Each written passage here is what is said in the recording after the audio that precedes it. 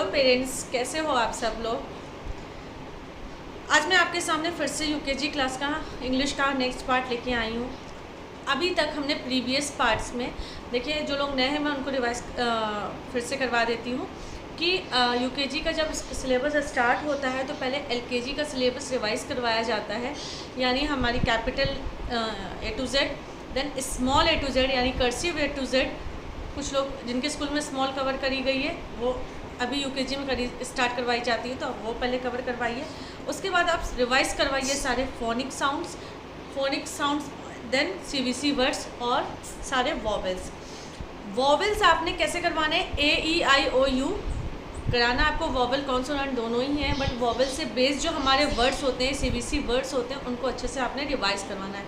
तो आपने लास्ट अपने कुछ 2 पार्ट्स में ऐसा करा था कि हमने ए यानी फोनिक साउंड जिसका ए होता है उसमें हमने कवर कर लिया है एट, एन और ऐप, ठीक है, एट, एन, ऐप। और अभी हम कवर करेंगे आगे एग, एड और कुछ पार्ट ऐप का भी।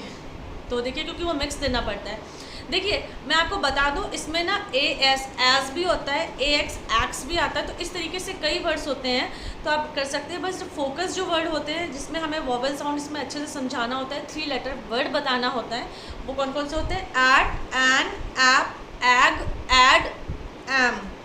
तो यह हमें बताने होते हैं।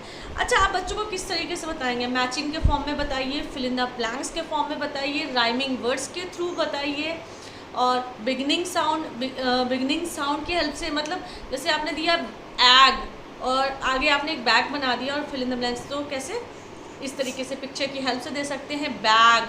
तो इस तरीके से आपने बच्चे को बताना है। तो एंडिंग साउंड उसका क्या होगा, तो इस तरीके से है।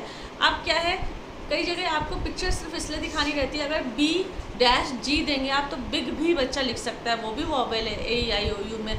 बट अगर आपने साइड में थोड़ी सी पिक्चर लगा दी है ना, तो उसमें बच्चे को ज़्यादा हेल्पफुल रहेगी। तो मैं ये हमेशा आपसे कहती हूँ, यूकेजी क्लास में जब भी आप हिंदी या इंग्लिश में भी बच्चों को शब्द सिखा रहे हैं, ठीक है, छोटे छोटे शब्द सिखा रहे हैं या फिर ये ऐसे वर्ड्स दे रहे हैं 3 लेटर वर्ड्स, तो आप ना उनको पिक्चर छोटी सी ज़रूर दीजिए, जिससे कि बच्चा रिकॉग्नाइज करने में उसके लिए आसान रहता है। अब जैसे मैं बता दूँ, छोटे छोटे जैसे इस अभी कमिंग वर्कशीट्स में मैं भी इस तरीके से प्रैक्टिस कराऊंगी, तो आप ये ऐसे देख सकते हो, ये कैप है या नैप है, ठीक है, आप ये देख सकते हो।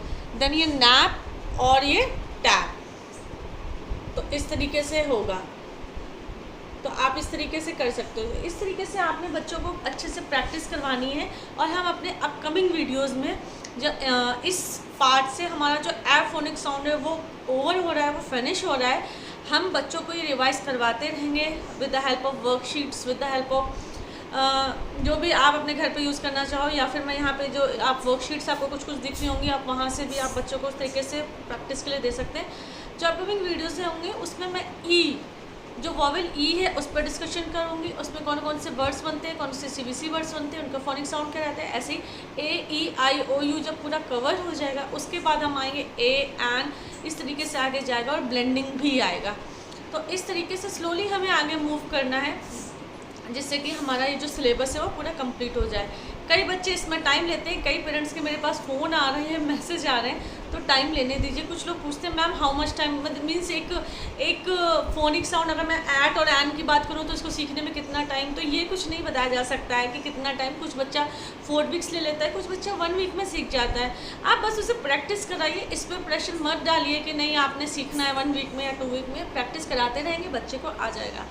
दूसरी ये चीज़ है, यूकेजी के पेरेंट्स का ये बहुत डाउट होता है कि मैम हमारे बच्चों के स्कूल में ना स्मॉल लेटर सिखा रहे हैं, कर्सिव नहीं सिखा रहे हैं, या फिर कर्सिव डायरेक्ट सिखा रहे हैं, स्मॉल लेटर नहीं सिखा रहे हैं। तो मैं आपको एक चीज़ बता दूं, ऐसा होता है कई स्कूल्स में स्मॉल लेटर नहीं सिखाया जाता है, वहाँ पे सिर्फ कर्सिव लेटर स्टार्ट कर देते हैं। मीन्स LKG में A to Z बच्चे ने पढ़ा होता है और यूकेजी में A to Z जब रिवाइज करवा दिया जाता है तो उसके बाद कर्सिव लेटर स्टार्ट हो जाते हैं। तो इससे कोई प्रॉब्लम नहीं आएगी, आपका बच्चा रीड एंड रिकॉग्नाइज कर लेगा बुक में, क्योंकि कर्सिव में थोड़ा सा स्लैंडिंग वे और पैटर्न्स ज़्यादा होते हैं, बट आप यकीन मानिए बच्चा धीरे धीरे उसमें रिकॉग्नाइज करने लगता है, तो इससे कोई प्रॉब्लम नहीं है। बट जिनके यहाँ स्मॉल लेटर सिखाए जा रहे हैं तो वो उनके यहाँ बाद में कर्सिव सिखानी ज़रूरी है, क्योंकि आप यूकेजी क्लास में तो आपने कर्सिव सीखनी ही सीखनी है, मीन्स बच्चे को सीखनी ही सीखनी है। तो इस है जब ये कवर हो जाएगा तो उसके बाद जाके आएगा capital cursive. Yes, UKG class में कैपिटल कर्सिव होती है, बट जब ये एलकेजी का पूरा सिलेबस रिवाइज्ड हो जाता है उसके बाद कैपिटल कर्सिव करवाई जाती है। तो उम्मीद करती हूँ कि आपको समझ में आया होगा कि आज से हम जो फोनिक साउंड है वो ओवर कर रहे हैं, फिनिश कर रहे हैं। नेक्स्ट हमारे जो नेक्स्ट पार्ट होंगे उससे हम वोवेल ई स्टार्ट करेंगे और उससे रिलेटेड सीवीसी वर्ड्स पर डिस्कशन करेंगे। उम्मीद करती हूँ आपको मेरा ये वीडियो हेल्पफुल लगा है तो प्लीज़ इसे लाइक करें, ज़रूर करें और प्लीज़ कमेंट सेक्शन में अपना कमेंट करें। अगर आप ये ऊपर दी गई हुई वर्कशीट लेना चाहते हैं तो नीचे डिस्क्रिप्शन बॉक्स में नंबर मेंशन है, आप वहाँ भी मेरे को कॉन्टेक्ट कर सकते हैं। Thank you.